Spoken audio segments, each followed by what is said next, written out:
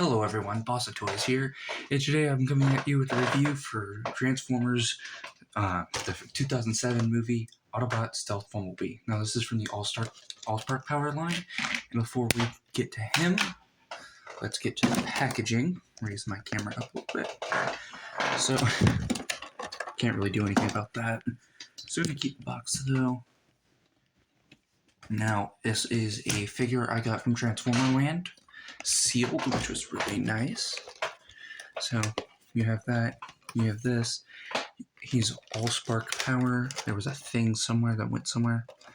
And 2008 Walmart, this was $10 in 2008. On the back you have a bio.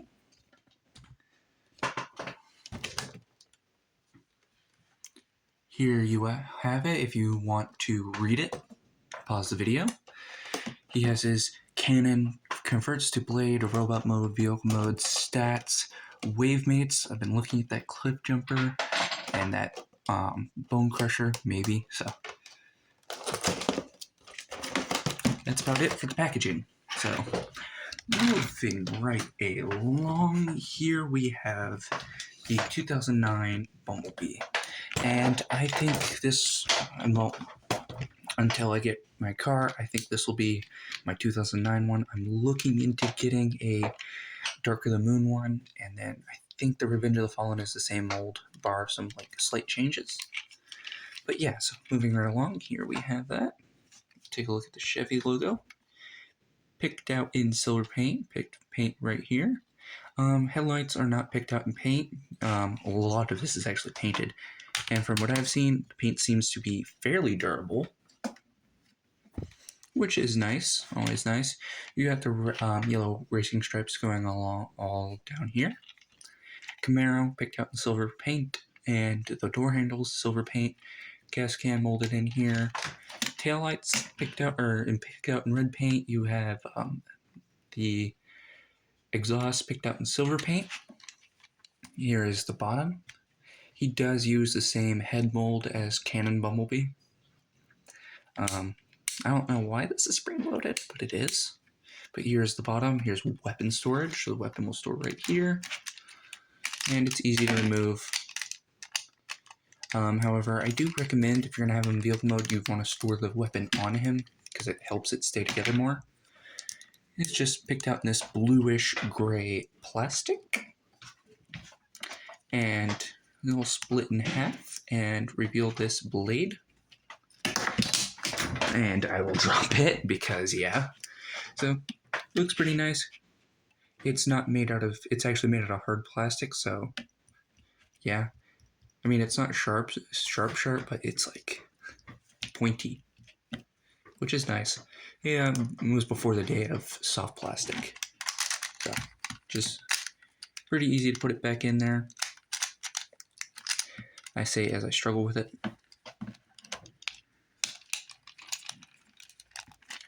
The doors can open.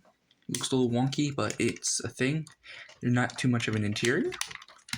And now for size comparisons.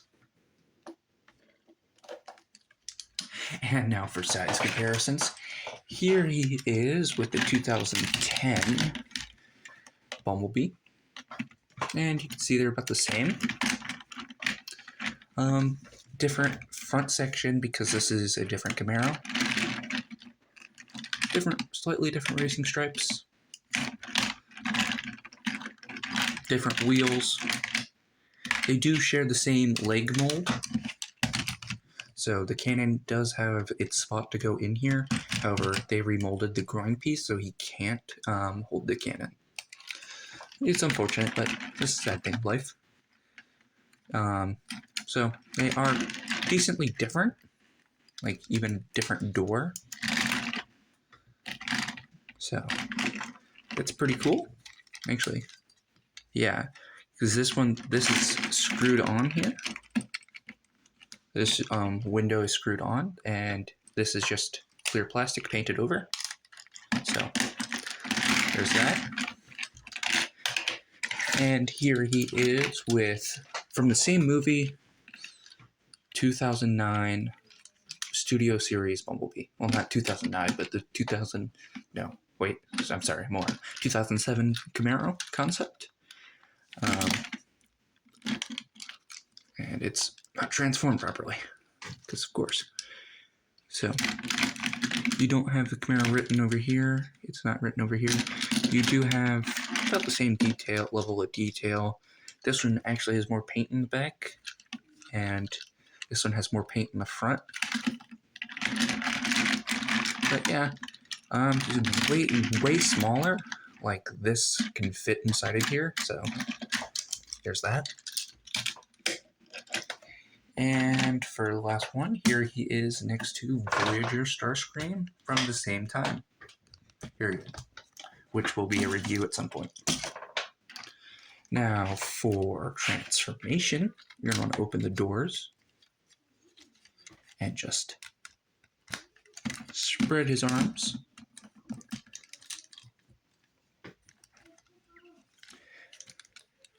Move this down, and this will give some clearance for that to happen. You're going to want to take this, rotate it, take this one, rotate it, and move it down. And this will actually cause some automorph, which is really cool. So there you have that. You're going to want to take this, flip this up more. And now working on the legs, we're going to split them. Take this off, put that to the side. You're going to take this, move this up. And there's nowhere for this to tab in, which is unfortunate, but it just allows you to put it where you want. Fold this out, it's got some automorph here. And there you have a leg all done. And here you have, another leg all done. You're going to take this, rotate it all the way around. And this does give him gorilla arms, however, this is a thing you're going to have to live with. Take this, get that one done, flip up these chest panels, and boom. He is done. Actually, hang on. There we go. So now everything's locked into place, and as they should be. So here we have 2009. Well, there's one of the problems I have with this figure. Raise up a bit. I said raise up a bit.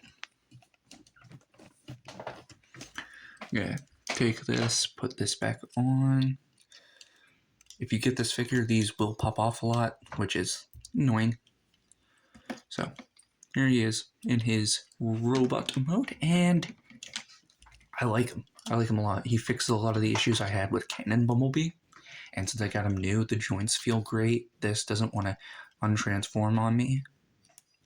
Even when I use this knee joints, that's always nice.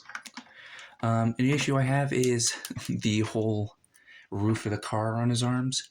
Now you can rotate it back and then move the hand around, because the hand's actually on a ball joint, means you get pretty expressive hands, and that's kind of shocking for a figure of this time. So you can get rid of the gorilla arms, however, you won't just be able to have his arms straight. Another thing is, this goes out way more than I thought. This doesn't go in as much as I would like it to. It doesn't look bad by any means. It just looks like it's too far out when you look at it from different angles. And his black's actually pretty clean. So there's that. Lots of lovely mechanical details, but let's get on here. So if you'll notice, these just flip up to make his car pecs, and then you have the same head sculpt without the red paint as the Canon Bumblebee. You also have an Autobot logo just tampographed on that, and it's actually slightly askew, so it's kind of weird looking. A lot of nice yellow, and if you'll notice, this is painted, these are painted, and I think, no, this is plastic. So a lot of these panels are actually painted. And so that's crazy, but they did seem to use durable paint. And some of the stripes do seem to actually need a bit more paint. and then some of it's bled right here. So it was kind of sloppy, however, it wasn't too bad. Now, as far as accessories go, you can take his cannon and he can go pew pew, pew pew, pew pew, and that's about it for that. But then he can split it, and then he can mug you in Britain. So that's a thing he can do.